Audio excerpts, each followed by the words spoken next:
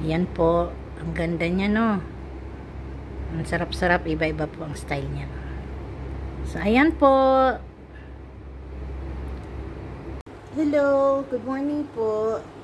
Today po, gagawa ako ng tawag dito, isang sweet na gawa sa turkey na tinatawag po nilang tres leches. So, alin na po, sundan niyo po ako para matutunan niyo po ang paggawa ng aking tres leches. Unahin po natin gagawin na ang ating cake. 5 pong itlog ang gagamitin ko dito, medium lang.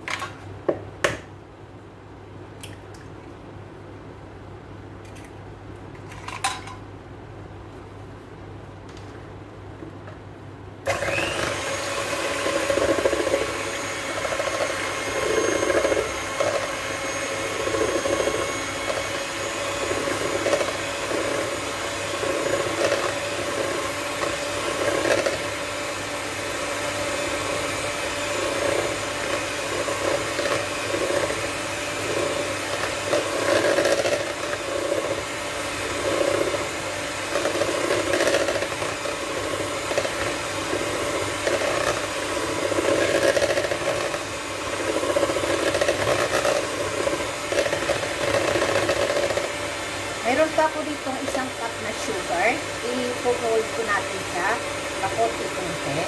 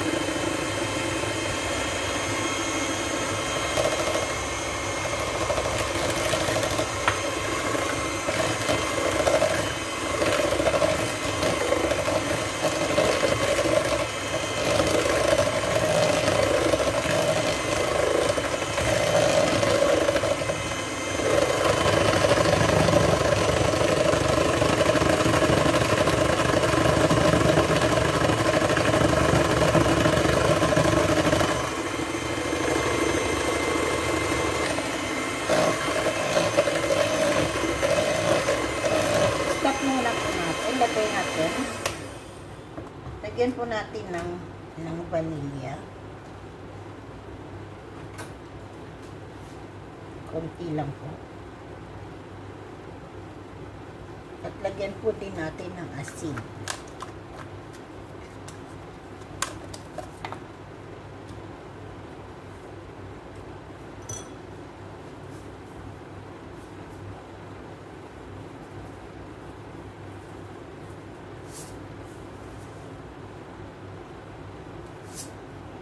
Yan po.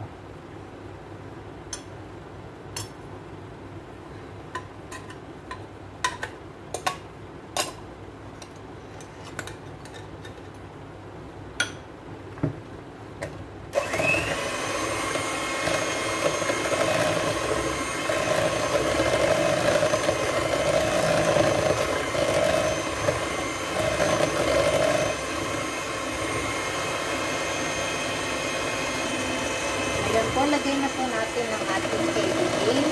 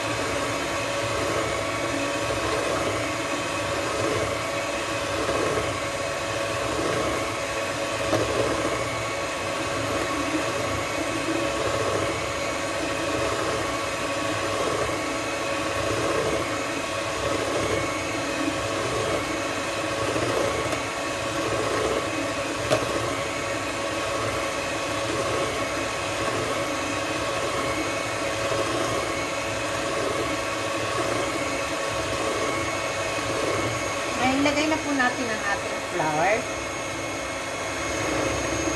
Konti-konti lang po.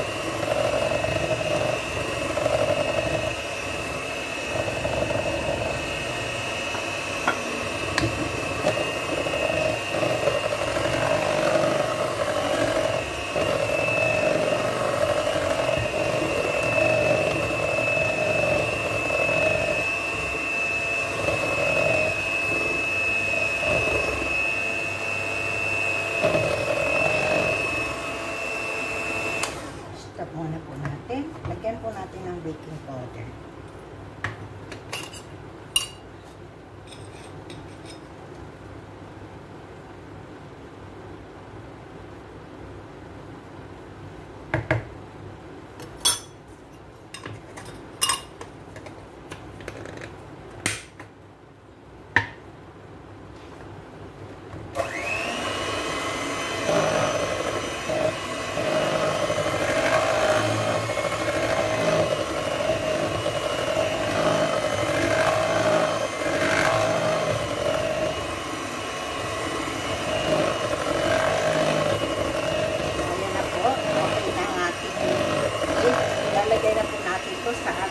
Paglulutuan.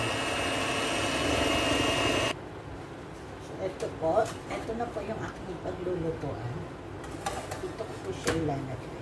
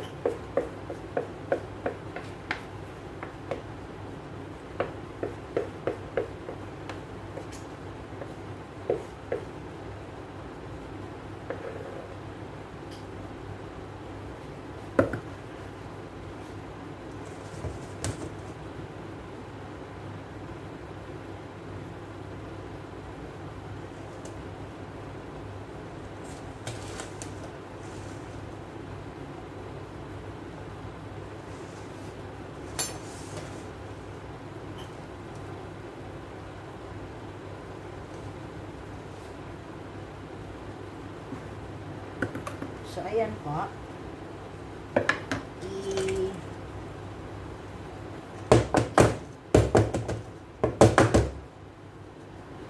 Ngayon po, ilalagay ko na po ito sa oven.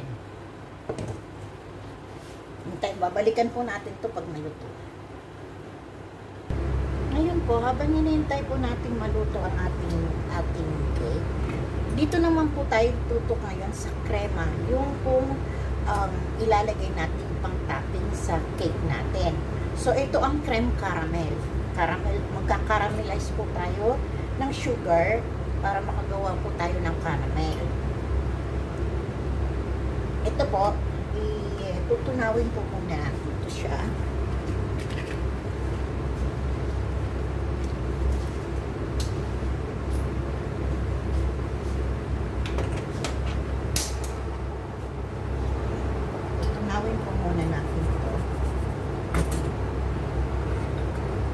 pag natunaw na po natin to siya, idadagdag na po natin ang ating asukal at ang ating caramel.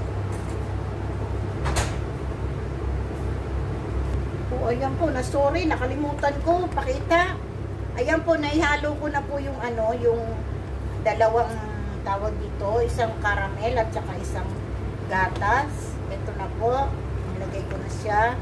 Ito, pakukuluin lang po natin to as in na hanggang sa matunaw po itong sugar. Kasi pag nilagay nyo po, pag hinrap nyo, magiging titigas po yung asukal. Kalimutan ko yung video.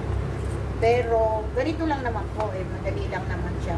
Tapos, hayaan po natin itong kumulo ng kumulo hanggang sa maging malapot po siya. Lalapot po ito. Pero ngayon po, hindi pa po siya lalapot kasi ang ating sugar po ay medyo bilog pa po. Ayan. Bumilog po siya dahil yung ating nilagay na ano, gatas at saka ano, liquid cream, ano siya po, galing sa ref, so malamig, kaya bumilog po siya. Pero kung mainit po ang inyong liquid cream at mainit din ang inyong gatas, pag nilagay nyo po sa asukal na mainit, hindi po siya magiging ganito. Pero keep ano lang, stirring lang po hanggang sa mawala. Tapos wag nyo pong iiwan kasi may tendency po siya na pag kumulo at hindi mo napansin, aapaw po siya. Sayang ang mixture nyo. So, kailangan bantayan nyo po yan. Balikan po natin siya pag medyo malapot na. So, ayan po, naluto na ang ating cake. So, papalamigin lang po natin siya. At ito rin ating caramel, papalamigin po natin din siya. So, ngayon po, pupunta naman po tayo sa isang ingredients na naman na ating ilalagay. So, let's go po. Dito po, maglalagay ako ng 2 kutsarang powder milk. Ito po siya, 2 kutsarang powder milk. Tapos, lalagyan ko po ito ng kalahating basong tubig. Ito po, para mapatunaw po siya.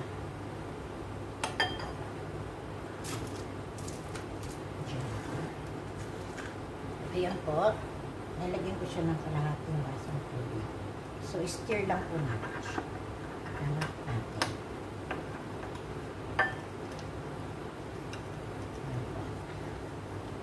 Tapos, lagyan na po natin to ng isang gatas.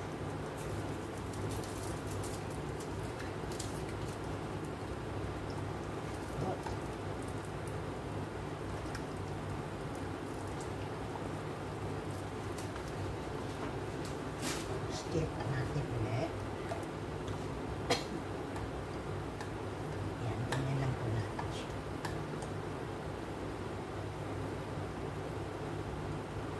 So, ayan.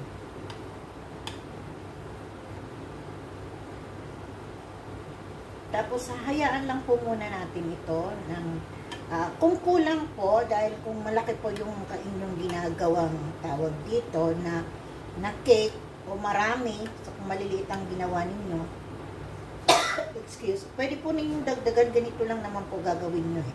Gatas lang po na ano, tapos tunawin nyo muna po yung powder milk sa sa tubig bago nyo po lagyan ng kasi kung diretso nyo po sa gatas, ganito po tingnan no, hindi siya kaagad matutunaw. Kailangan matunaw po muna siya.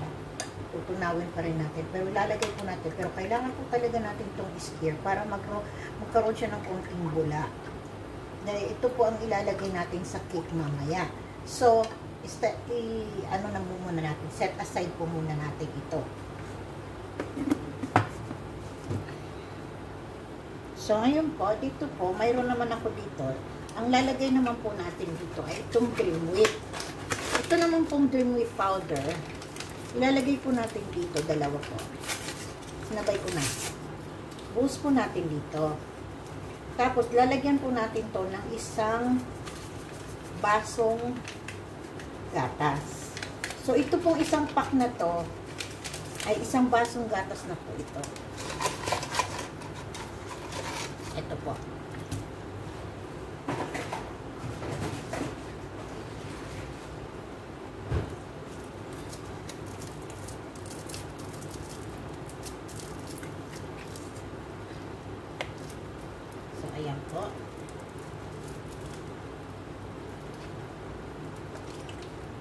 Ngayon, i-mixer lang po natin siya.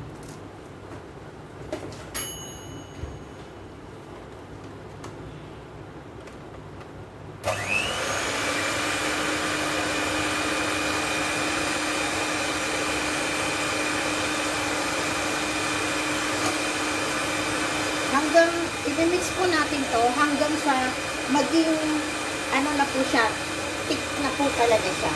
So, balikan na lang po natin pag na ano, i-mix ko lang. Ayan po, malapit na siya.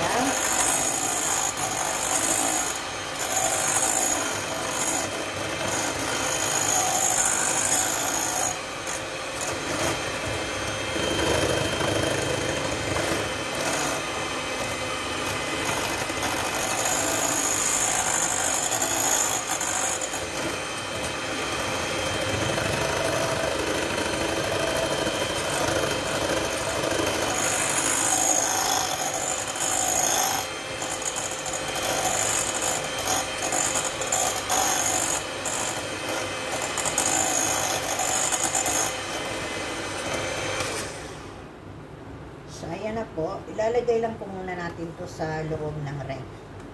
Para medyo tumigas-tigas po siya ng konti. Hindi siya masyadong, ano, hindi siya masyadong matigas. So, ilalagay ko lang po muna ito. Tapos, mamaya pa po natin ilalagay sa ating mixture. Pag malamig na ang ating cake. Dahil po gusto ng alaga ko ay maliliit na cake lang ang igagawin, dito lang po ilalagay. So, maggagawa po ako ng size na pwede po ikasya dito dahil ayaw po niya ng ganito kalaki. So, ang gagawin po natin, mag-aano lang tayo ng hugis ng ganyang kalaki. Tapos, yun lang po ang ipapasok natin dito sa ating cake, ay sa ating paglalagyan. So, ganyan lang po. Tapos, iaano ko na lang. Kasi ayaw niya ng masyadong malaki. Ganyan lang po ang gusto niyang size ng cake. So, ganyan lang. So, ganyan lang po kaliliit na cake ang gagawin ko. So, gagawin ko po muna ito lahat. Tapos, ilalagay na natin ang ating mixture. So, ito na po siya. Nagawa ko na. Nailagay ko na po sa maliliit na paglalagyan. Ngayon po ito, tutusukin po siya natin ng ating stick. Para po, yung lalagay po nating tawag dito gatas, papasok po siya sa ilalim. So, tutusok-tusukin po natin siyang ganyan. Para po pumasok yung gatas na ilalagay po natin. So, ganyan lang po. Lalaro ka na. Ayan. Tusok-tusok na po natin siya. So, ngayon po, hindi ko muna dyan. Ito pong gatas natin yun, di ba yung nag-mix po tayo kanina ng gatas. Ito na po yung ilalagay natin sa bawat isang ganito po. Kailangan po, malagyan talaga ng gatas yung buong, ano po, yung buong, tawag dito, cake. Para po, ano siya, para lumambot po yung ating cake. Kasi nga po, diba, ano siya, hindi na siya masyadong malambot. Kasi, nahanginan na, kumbaga. So, para lumambot siya ng malambot na malambot, lalagyan po natin siya dito ng gatas. Tapos, ipipress lang po natin siya. Kailangan po marami yung gatas sa ilalim. So, ganyan po. Lalagyan po natin siya dyan.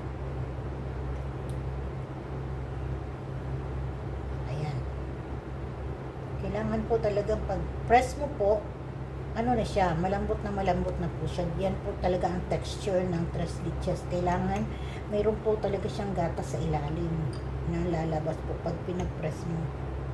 Ayan po. So, ganyan. Ito pong lahat, lalagyan ko po muna to. Tapos, balikan po natin pag okay na po sila lahat. Pinakita ko lang po yung isang, ano, na, ayan po, oh. Mayroon na po siyang gatas sa ilalim. So, ready na po itong lagyan ng ating caramel.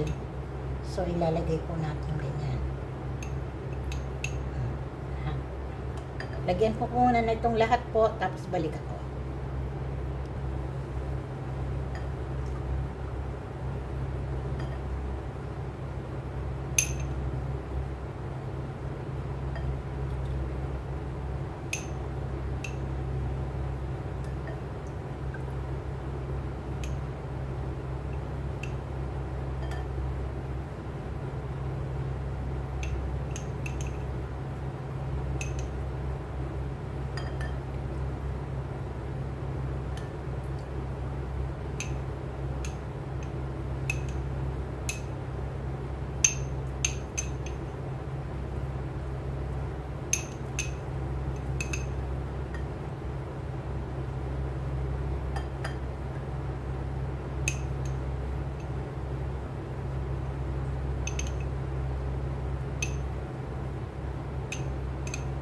Nalagyan na natin sila lahat. Press muna natin to. Ayan. Pag pinag-press nyo po siya at may gatas na po siya sa loob, yun po yung napaka na kasi malambot na po yan. Ayan. Kasi may gatas na po talaga sa loob siya. Kailangan po ganyan ang texture niya. Na pag nag-press po kayo niyan, may gatas siya sa loob. Para hindi tumigas yung ating cake. Yan. Okay na po to. Ngayon po, lalagyan na po natin to nung isa pa po natin itatoppings. Kaya po to tres leches kasi maraming gatas ang nilalagay. Iba-ibang tatlong klaseng gatas ang nilalagay. So ito po ngayon, ready na para lalagyan po natin ng ating yung mixture natin na blender natin at saka yung ating caramel. Balikan po natin. Ngayon po, ang ilalagay naman po natin dito sa topping, ito na po, yung ating pinag-mix kanina. Lalagay naman po natin dito sa loob, ganyan naman po. Spread naman din po natin siya. Di ba po, maraming trabaho, so, pero po, sulit naman po pag kinain ninyo ito. Kasi masarap po siya. So, ganyan po, ilagay ninyo. Yan. Ganyan po. Lalagyan ko po ito lahat. Tapos, pagkalagay ko po nito lahat, susunod ko na po ay ang crepe. Yung ating caramel. Kasi malamig na po yun. So, ganito lang po.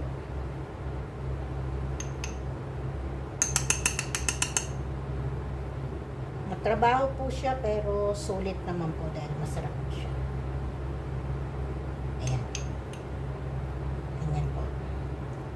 Lagyan ko po muna lahat. Tapos babalikan ko kayo.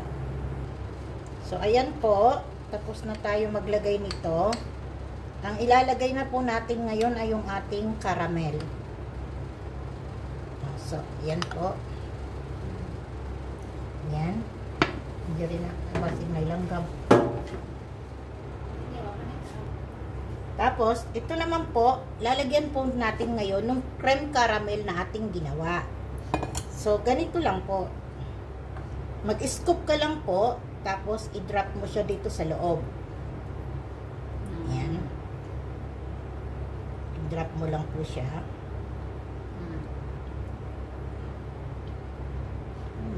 Kuan pa kaayo. Masa pa kaayo. Di pa kailangan po. Kinamalan lapot dito siya. Kaya na po ito. Okay naman siya. Okay naman.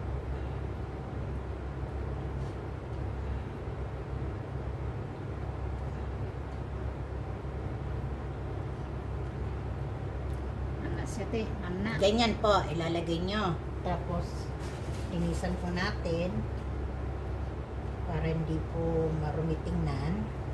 Pero kailangan po, medyo marami-rami po ang makikita. Yung hindi na po makikita yung puting nilagay nyo sa ilalim. So, dadami-damihan po ninyo ng konti.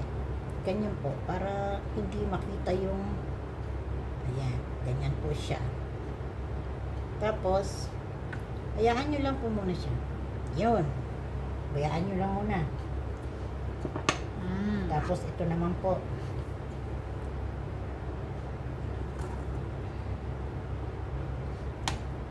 Sige, kaon natin. Makatulog na.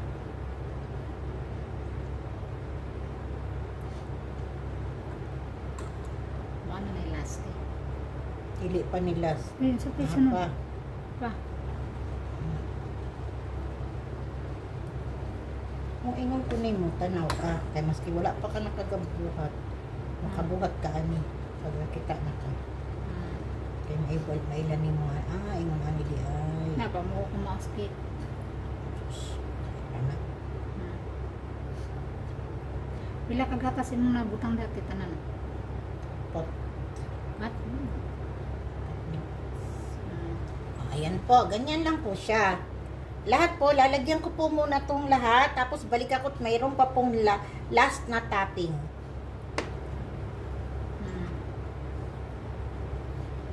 So, ayan po, nalagyan ko na po siya lahat. Ayan. Tsaka yung dalawang malaki, nalagyan ko na po. Ngayon po, lalagyan na po siya natin ng dekorasyon. So, yung po kaninang ginawa nating krema, na nilagay natin puti, maglalagay po tayo sa ganitong plastic. Tapos, i-design po natin dito sa ibabaw. Gaganyan lang po natin gagawin natin. Ayan. Tap nyo lang po. Tapos, ayan. Ganyan lang po ang gagawin natin dyan. Tapos, pagkagawa po natin ng ganyan, lahat po yan lalagyan natin. So, para po magkaroon ng design kasi pangit naman pa ganyan. So, anong gagawin po natin? Gawa lang na igal. Magmalaro-laro lang yung para kayo. Ganyan na, para naglalaro lang po kayo. Diba? So, ayan na po. Nagkaroon na ng design ang inyong ginawa. So, ayan. So, ulitin natin sa isa. Lagay ulit tayo ng iba.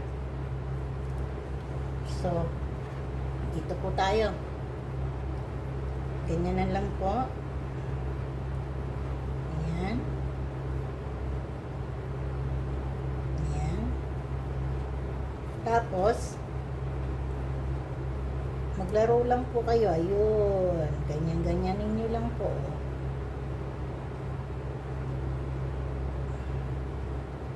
Ayan po. May design na ang inyong ginawa. Lagyan ko rin po itong malaki. So, yan po. Dito, gagawin ko po parang mayroon siyang design. Kasi medyo malaki siya.